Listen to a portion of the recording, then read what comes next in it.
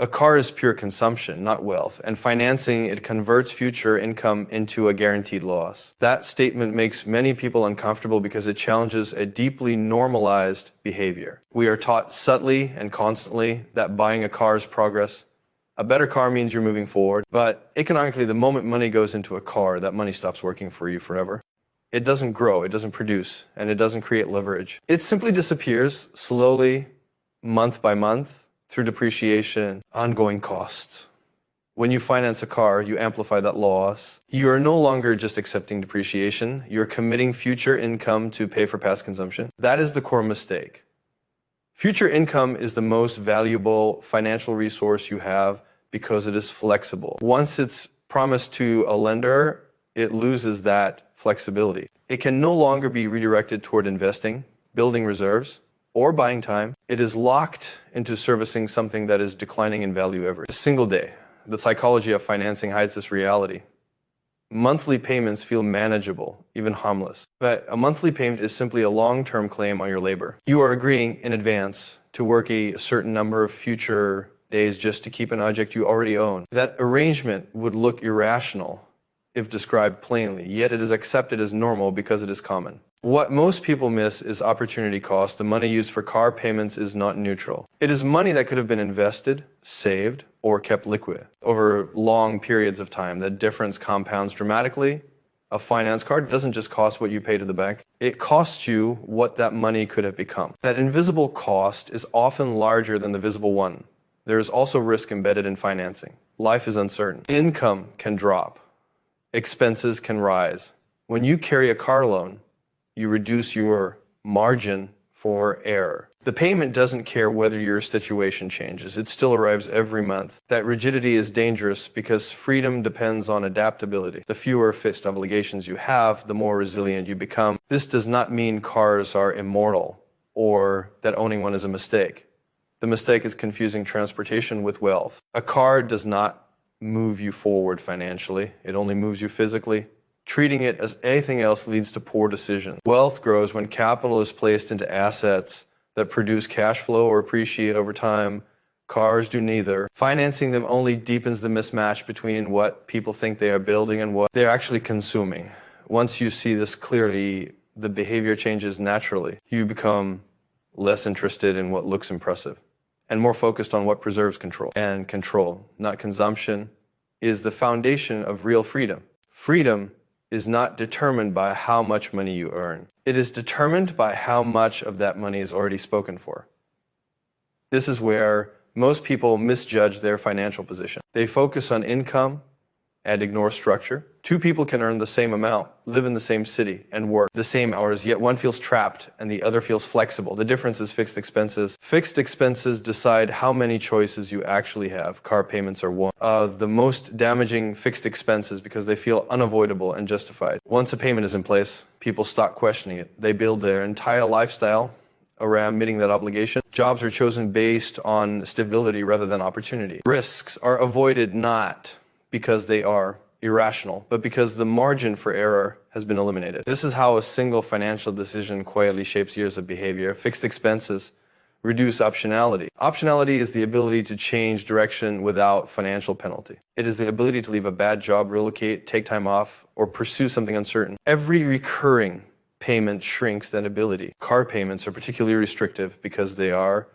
large, long-term, and tied to an asset that provides no financial return. What makes this dangerous is that the cost is not obvious in the beginning. At first, the payment seems manageable. It fits neatly into the budget. But budgets are built on assumptions, stable income, predictable expenses, and no major disruptions. Real life rarely follows those assumptions. When something changes, fixed expenses don't adjust. They turn small disruptions into crises. There is also a compounding effect to fixed expenses. Each one forces you to earn more just to stay in place. This creates a treadmill where higher income doesn't increase freedom. It simply supports a more expensive structure. Over time, people become high earners with low control. On paper, they look successful. In practice, they are fragile. Car payments accelerate this trap because they are often normalized early. Many people commit to them before they have built savings, investments, or financial resilience. The payment becomes the foundation of their financial life rather than the result of it. That order matters. Freedom is built by first minimizing obligations and then scaling income. Most people do the reverse. Another overlooked issue is emotional dependency. Once someone becomes accustomed to a certain standard of transportation, downsizing feels like failure. This emotional resistance keeps people locked into payments long after they no longer serve them. The fear of appearing to move backward becomes stronger than the desire to move freely. Reducing fixed expenses, especially car payments, creates immediate and measurable relief. Cash flow increases. Stress decreases. Decisions become less urgent and more deliberate. This is not about sacrifice, it is about alignment. When expenses are low, income works for you instead of against you.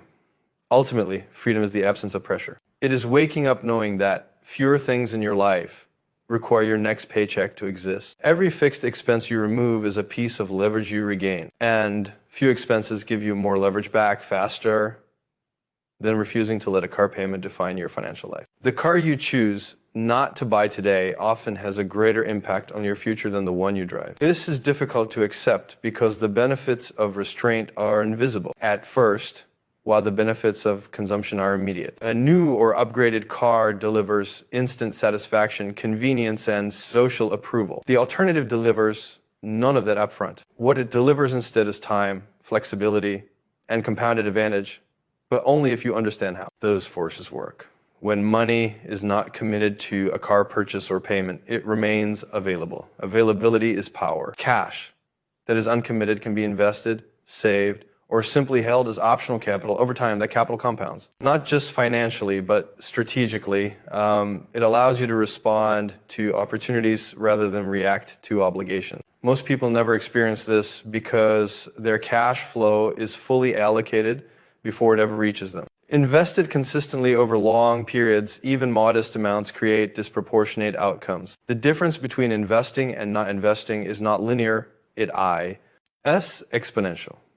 Every dollar diverted to a depreciating asset is a dollar removed from that exponential process. This is why car decisions, though seemingly small and routine, have outsized consequences over decades. The misunderstanding lies in time horizon. People evaluate car purchases in short windows, monthly payments, yearly costs, or trade-in cycles. Wealth operates on much longer timelines. When you extend the view to 10, 20, or 30 years, the cost of repeated car upgrades becomes staggering. Not because any single decision was catastrophic, but because the pattern was never interrupted. There's also a behavioral advantage to restraint. When you delay or avoid major consumption, you build a habit of prioritizing control over comfort. That habit carries into other areas of life. Spending becomes intentional rather than reactive. Decisions are made based on utility and long-term impact, not impulse or comparison. This approach does not require deprivation. Reliable transportation can be achieved without constant upgrading. The difference is psychological. You stop asking what you want now and start asking what you want later. That shift alone changes outcomes. The later version of you benefits from the discipline of the earlier one, even if the early one receives no immediate reward. Another overlooked factor is volatility. Economies change, industries decline, personal circumstances shift. When your financial structure is light, volatility becomes manageable. When it is heavy with fixed costs, volatility becomes threatening. The car you avoided buying reduces the minimum income you need to survive. That reduction increases resilience. Over time, this creates a widening gap between those who consume first and those who preserve flexibility. The gap is not always visible, but it is decisive. One group works to maintain lifestyle. The other works to expand options. Both may appear similar on the surface, but their trajectories are fundamentally different. The uncomfortable truth is that freedom often looks like restraint before it looks like success. It requires saying no to things you can afford in order to secure things you cannot yet see. The car you don't buy is not a sacrifice. It is a trade. You are trading short-term comfort for long-term control. And control, once lost, is far more expensive to buy back than any car.